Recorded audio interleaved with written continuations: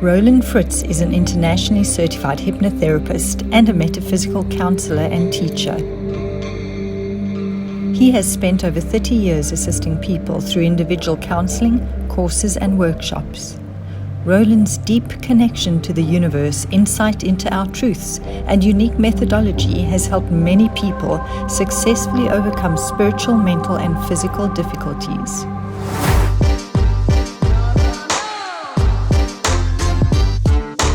Hi, my name is Kimberleigh Stark and welcome.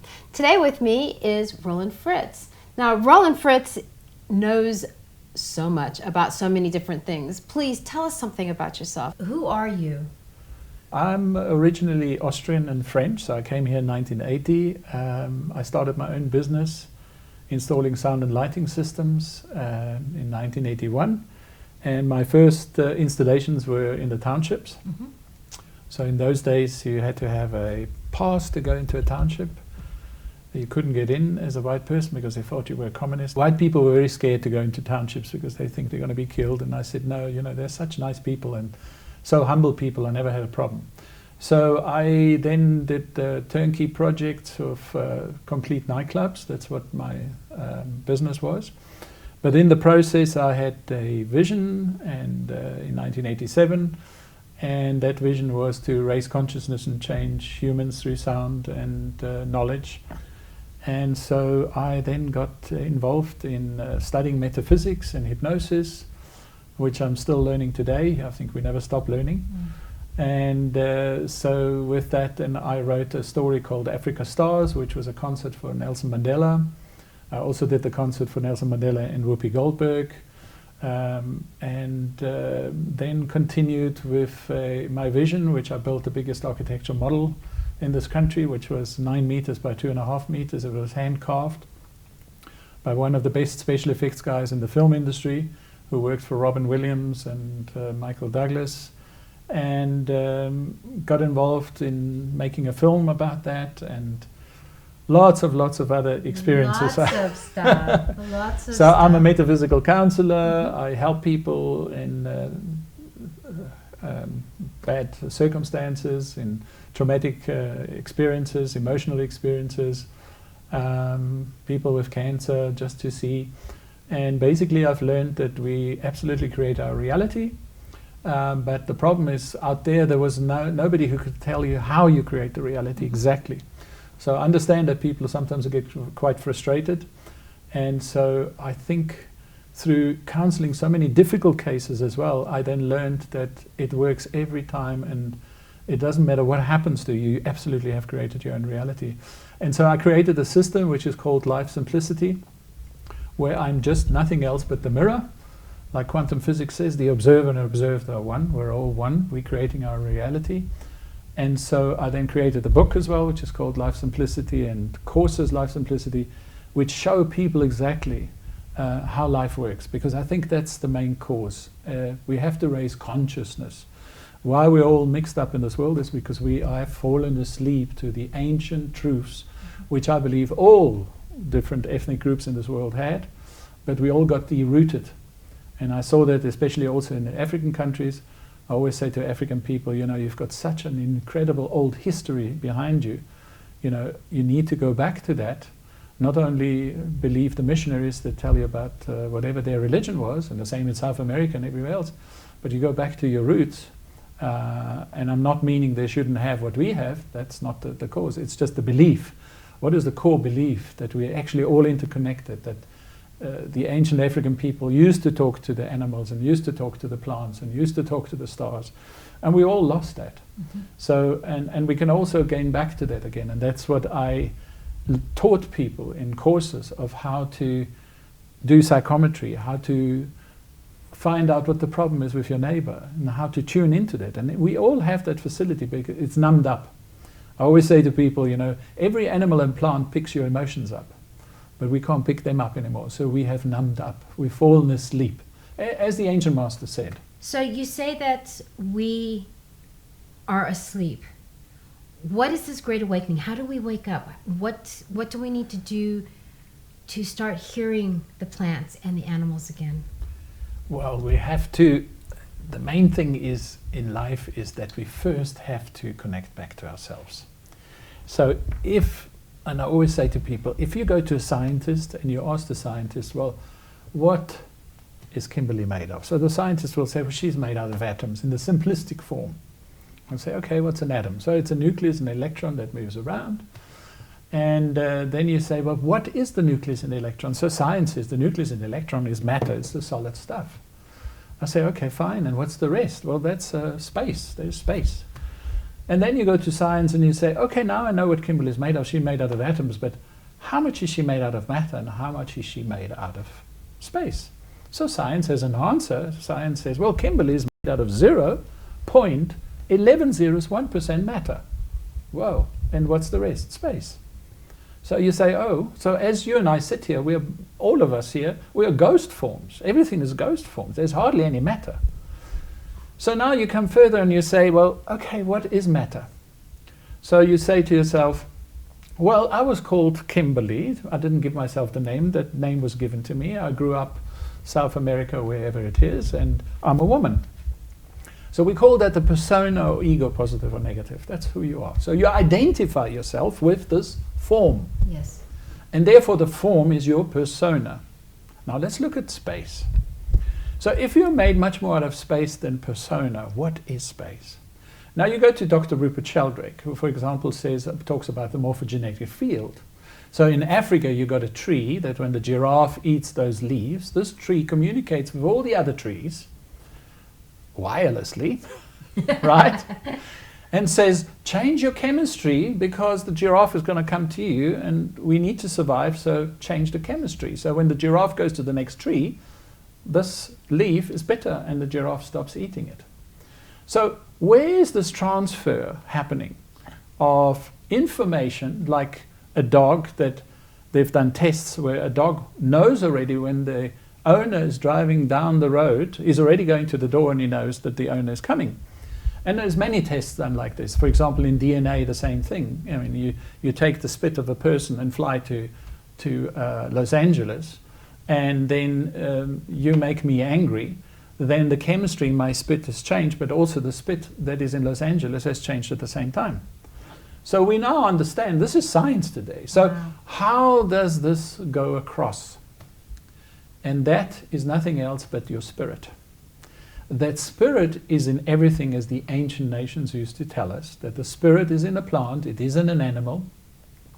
I mean, there's an Italian guy who developed a unit where you can hear the plants singing, they make a noise, right? Because, and depending how you react to the plant, they've done tests in the 50s already where they take 5 plants and I give you a pair of scissors and I put little electrodes on the leaves because they've got, everything has got little tiny electric voltages. You have voltage in your cells, the plant has voltage in its cells, every cell has voltage. And before you even made up, and you say, you don't tell me, and you're going to go now, there's 5 rooms with 5 different plants, and you make up the mind, don't tell me anything, which plant you're going to cut to pieces with the scissors. And that plant reacts before you even made up your mind. That's how fast it is. So when we look into, these are proper science experiments that were done, we now understand that spirit is in everything. Now what is spirit? Spirit is the feminine part. Spirit is a she. What is the masculine God? The masculine God is light. So it says in all ancient books, if you look at first was the womb, or the void, as they call it, the void, the nothingness. Well, she's the womb. What do we put in the womb? The sperm. What's the sperm? It's consciousness. So consciousness goes in there. The womb gives energy to the sperm to make a physical body. So consciousness then becomes light. There the spark comes. And when you have light, you go to sound. So then they say first was the word, and then there's the manifest. So we now understand, but we need to educate people again. What was the ancient knowledge that all of us taught? The ancient African people, the ancient Sumerians, the ancient South American people. And because we went more and more into the persona and ego, we then lost ourselves and we then got attached to the outside world, which means is I need to find love in the outside world. I need to find acknowledgement in the outside world. I need to find appreciation in the outside world. Well, the story is the following. We know from the East is that if it's not inside of you, it will never be outside of you, which brings us to a Greek philosopher, Hermes, who said, as within, so without, as without, so within. So, in very short terms, is what we need to do is bring people back to very simple ancient truths that we all had, but we allowed ourselves to get derooted in a sense, and we're just following the outside world. In a simplistic form, is that here the heart is generally in all different ethnic groups is known as the entrance to the soul, or the ancients used to draw the sun into the heart here, which is the creative part, is you have a projector lens here that projects a hologram around you. And all your beliefs inside of yourself and the way you act towards yourself creates this hologram. Now, we've done several experiments at the university with my teacher where we hypnotize somebody and we say the number 7 doesn't exist anymore in your reality.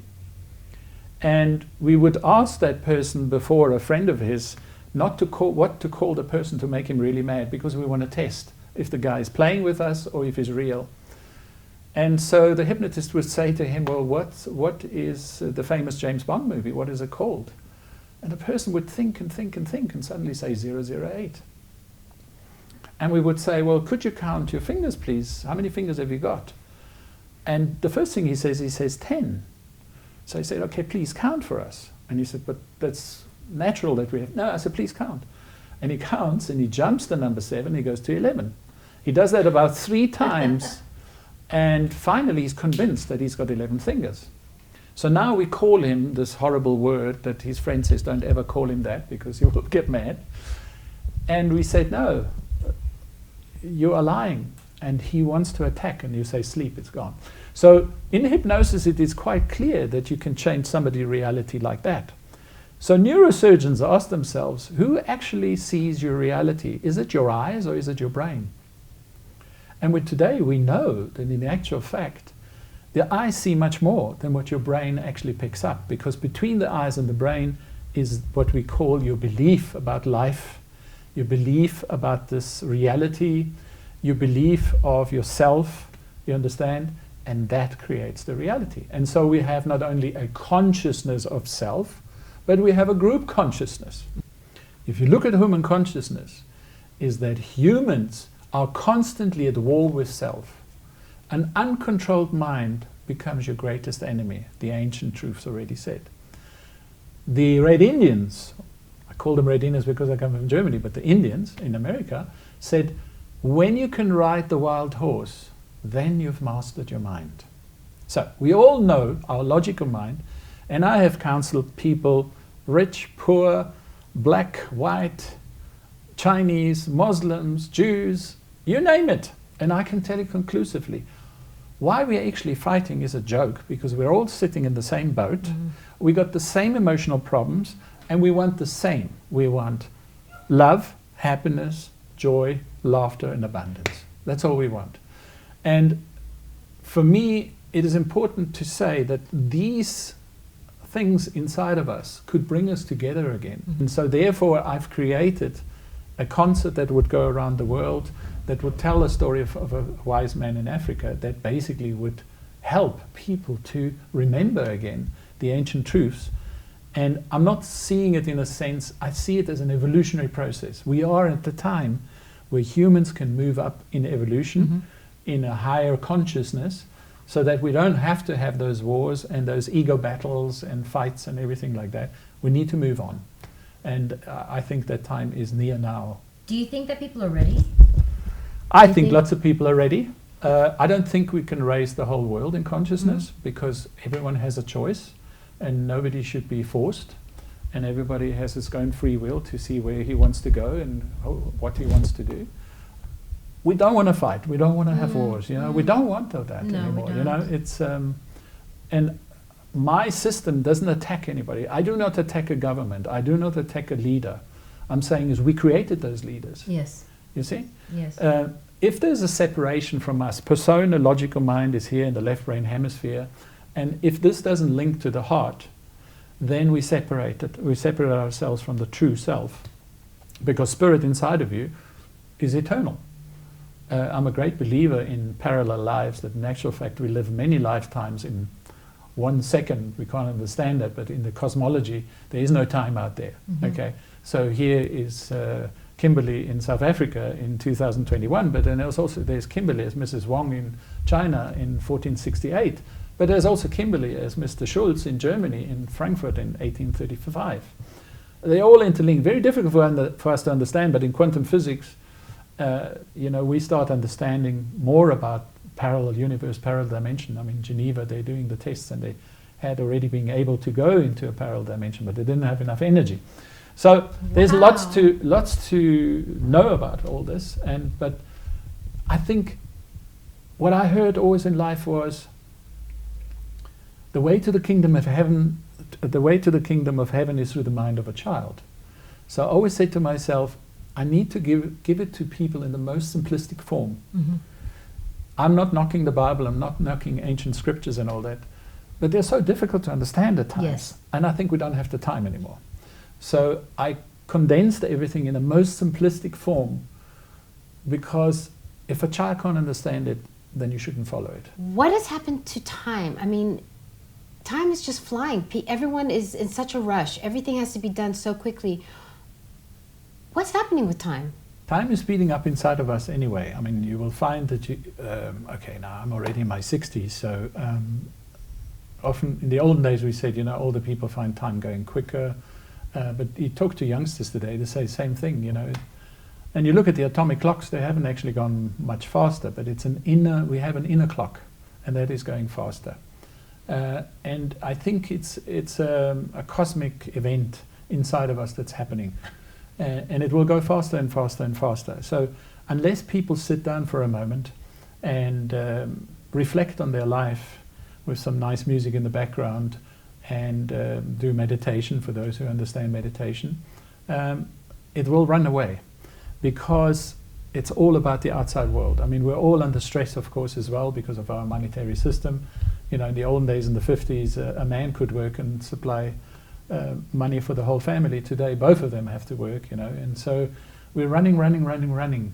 And again, it's not to blame our society, it's to blame us individually, because we created that society. If we would just sit back for a moment and just, even if we would just take 10 minutes a day, and just quietly reflect on ourselves, which I always say, the best meditation is what is called a contemplation. You reflect on yourself, you look at the mirrors of life, and in doing that, you're becoming the alchemist. Now, what's alchemy? So, alchemy says, okay, if we can turn lead into gold, then we're an alchemist. No. The ancient truth says, if you can turn your inner lead, which is your heaviness, your negativity, into gold, which is the heart, then you become the true alchemist. That is the true alchemist, And so that's what we need to do. We need to change. We need to change our inner self. We need to become the alchemist within ourselves, so that we can become. I was once having a conversation with a friend of mine. We were talking about reflections in the mirror. And I was looking in the mirror, and what I was seeing inside the mirror was that the same thing I was seeing when I looked over my shoulder. She was trying to explain that to me, and it absolutely made no sense. It's like I'm looking in the mirror, I'm seeing one thing, but is that really what I'm seeing in reality behind me? All right, let me tell you about the mirrors of life. Okay. When they found the scrolls in Israel, in Qumran, one of the translations was, to master your life, you have to see the mirrors of life, which brings us to quantum physics, which says the observer and the observed is one. Okay? So, of course, it's difficult to swallow for us, because basically what it says is you can never be a victim. You actually create these circumstances. Now, I know it's very difficult for people, as I told you already, there's lots of people wanting to believe that, but there's nobody telling them, well, how did I actually create that? So I created the two mirrors, and the mirrors is the following. It's a very simple mirror. So for example, you work for a corporate and you have to do a presentation, and you work till 11 o'clock at night. You deliver your presentation at 11 o'clock, and the manager just sniffs it away and say, oh, is that all you could do? Okay, well, and you're very hurt. You walk away very hurt, and you say, well, why have I created this? You know, he's the problem, he's rude, he's all this. So the first mirror tells the following. I would ask you to say, well, how did you perceive? Because it's your perception that's most important, not the counselor's perception. How do you perceive this man treated you? So you would say, he was rude to me. Okay, what else? Well, he didn't see my value. I worked till bloody 11 o'clock at night. I gave my everything. You know, he didn't see my value that I put into this company. He didn't see even my kindness. I mean, I wouldn't have to work till 11 o'clock, but I gave it the extra effort and all that. So then, in a simplistic form, I would then reflect back to you and say, there's only one law that you need to understand. And this one law was given to us a long time ago by our spirit that said, the way you talk to me within, the way you treat me within, and the way you believe with me within, that's what I give you without. So I will then reflect to that person and say, if that person was rude to you, is your inner dialogue to yourself rude at times? And the person would say, yeah, I call myself sometimes quite horrible names. Okay. Do you ever see your value? No. Do you ever know what your value is? No. Okay. So just to go in a simple form now, I would have to explain much deeper and all that, but these mirrors work perfectly. This is the first mirror. It's called the logical mirror. The second mirror is, how did that person make you feel? The feeling is a completely different mirror and is often in the deep unconscious. So you would say, I was deeply hurt. Right, okay. So I would say, well, sit down, close your eyes, we have some nice music, take a deep breath, and know that deeply within you there is a wisdom that was always there, but you forgot about it, like me too and everybody else. We've fallen asleep, as the masters all said. Forgive them, they don't know anymore who they are. So I always say, they don't know how to play the game of Monopoly of life anymore. Yeah. Okay, so that's how we enter life. Nobody tells us these simple truths. So then I say to the person, okay, emotional mirror, let's go into that.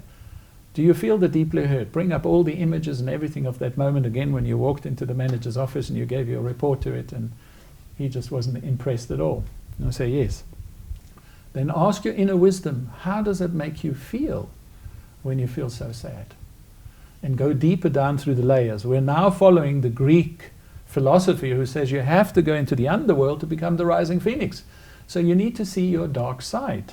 We all have a dark side inside of us.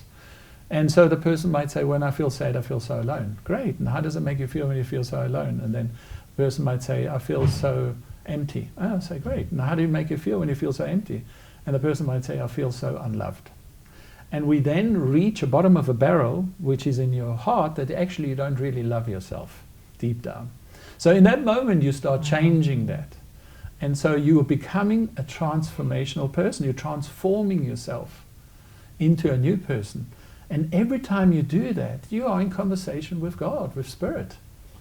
You know, the Spirit in the plant, the Spirit. The more you train yourself in that, the more you will be able to communicate with a dog. Now, for example, there's a lady here that I met that teaches people how to talk to animals. And she's on YouTube as well, and you can watch her. And I had lunch with her, and I said, tell me, how do you talk to animals? She said, from here. I said, great. Now, what is that? You're a woman. Women have a sixth sense. We talk about that, but what is a sixth sense? So you might say to your husband, I don't think you should travel to town today. And he says, what do you think? I got a new car, it's a beautiful weather, you know. You women always with your bloody, you know, feelings. Okay, so he drives into town and a truck drives into him. He comes home. What's the man first thing he says to a woman? How did you know it? What does the woman say? I told you I had a bad feeling. So the feeling is the language of Spirit. The feeling is everything.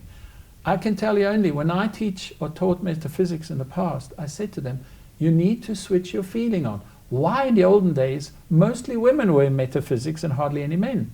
Because they have the sixth sense. It's easier for them. We men have to learn that again, okay? Doesn't mean we can't do it. We have to learn it as well, and we can do that. We can then communicate. And that's how you get people who can talk to people on the other side or in other dimensions or whatever it is, or people who do remote viewing for the military. That's all done through here. I always say this is a satellite dish. That satellite dish picks up very fine frequencies and then transmits it to the neural network in your right brain hemisphere and gives you a picture or a word in your head. That's how it works. So just a quick explanation on the mirrors of life. So the mirrors are very deep, and it's correct what the ancients used to say. You know, if you want to really master yourself, you have to see the mirrors of life. And they work. I've tested them on the most difficult cases with people. I even did the son of one of the lawyers of Mandela, who was declared a psychopath, and he was on drugs, which takes a long time to work with people like that. But we got him right.